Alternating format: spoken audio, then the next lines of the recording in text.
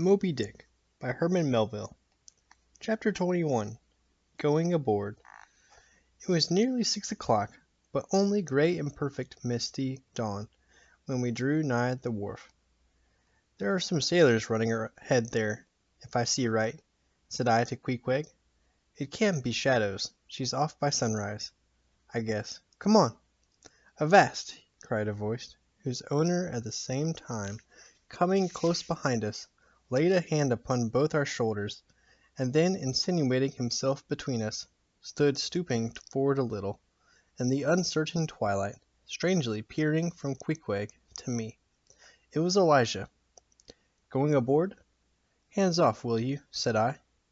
"Look ye here," said Queequeg, shaking himself. "Go way." "Ain't going aboard, then?" "Yes, we are," said I. "But what business is that of yours? Do you know, Mr. Elijah, that I consider you a little impertinent?" No, I wasn't aware of that," said Elijah, slowly and wonderingly looking from me to Queequeg, with the most unaccountable glances. "Elijah," said I, "you will oblige my friend and me by withdrawing. We are going to the Indian and Pacific Oceans, and would prefer not to be detained." "Ye be ye? Coming back afore breakfast?" "He's cracked, Queequeg," said I. "Come on." "Holloa!" cried stationary Elijah, hailing us when we had removed a few paces. "Never mind him," said I. "Queequeg, come on." But he stole up to us again, and suddenly, clapping his hand on my shoulder, said, "Did ye see anything looking like men going towards that ship a while ago?" Struck by this plain matter-of-fact question, I answered, saying, "Yes, I thought I did see 4 or 5 men, but it was too dim to be sure." Very dim, said Elijah. "Morning to ye." Once more we quitted him, but once more he came softly after us, and touching my shoulder again, said, "See if you can find 'em, will ye?" "Find who?" Morning to ye," he rejoined, again moving off. "Oh, I was going to warn ye against— But never mind. It's all one, all in the family too. Sharp frost this morning, ain't it? Good-bye to ye. Shan't see ye again very soon, I guess, unless it's before the grand jury."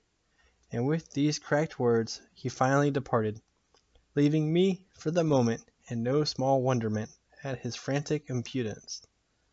At last, stepping on board the Pequod, we found everything in profound quiet, not a soul moving. The cabin entrance was locked within. The hatches were all on, and lumbered with coils of rigging. Going forward to the forecastle, we found the slide of the scuttle open. Seeing a light, we went down, and found only an old rigger there, wrapped in a tattered pea-jacket.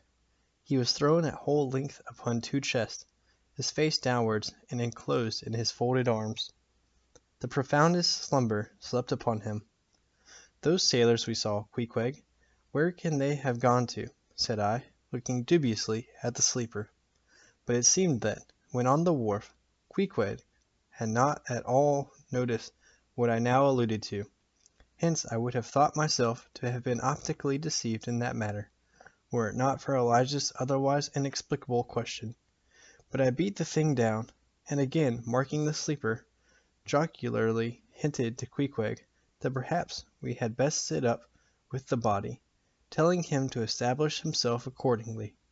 He put his hand upon the sleeper's rear, as though feeling if it were soft enough, and then, without more ado, sat quietly down there. "Gracious, Queequeg, don't sit there," said I. "Oh, Perry dude seat," said Queequeg. "My country way, won't hurt him face." "Face," said I. "Call that his face? Very benevolent countenance then. But how hard he breathes. He's heaving himself. Get off, Queequeg. You are heavy. It's grinding the face of the poor. Get off, Queequeg. Look, he'll twitch you off soon. I wonder he don't wake." Queequeg removed himself to just beyond the head of the sleeper, and lighted his tomahawk pipe.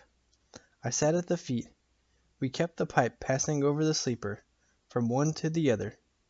Meanwhile, upon questioning him in his broken fashion, Queequeg gave me to understand that, in his land, owing to the absence of settees and sofas of all sorts, the king, chiefs, and great people generally, were in the custom of fattening some of the lower orders for ottomans, and to furnish a house comfortably in that respect, you had only to buy up 8 or 10 lazy fellows, and lay them round in the piers and alcoves. Besides, it was very convenient on an excursion, much better than those garden chairs, which are convertible into walking sticks. Upon occasion, a chief calling his attendant, and desiring him to make a settee of himself under a spreading tree, perhaps in some damp marshy place. While narrating these things, every time Queequeg received the tomahawk from me, he flourished the hatchet side of it over the sleeper's head. "What's that for, Queequeg?"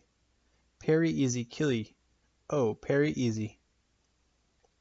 He was going on with some wild reminiscences about his tomahawk pipe, which, it seemed, had in its 2 uses both brained his foes and soothed his soul, when we were directly attracted to the sleeping rigger. The strong vapor now completely filling the contracted hole, it began to tell upon him. He breathed with a sort of muffledness, then seemed troubled in the nose, then revolved over once or twice, then sat up and rubbed his eyes. "Holloa," he breathed at last. "Who be ye smokers?" "Shipped men," answered I. "When does she sail?" Aye, ye are going in her, be ye? She sails to-day. The captain came aboard last night." "What captain? Ahab?" "Who but him indeed?" I was going to ask him some further questions concerning Ahab, when we heard a noise on deck. "Halloa! Starbuck's astir," said the rigger. "He's a lively chief mate, that. Good man, and a pious. But all alive now. I must turn to." And so saying, he went on deck, and we followed. It was now clear sunrise.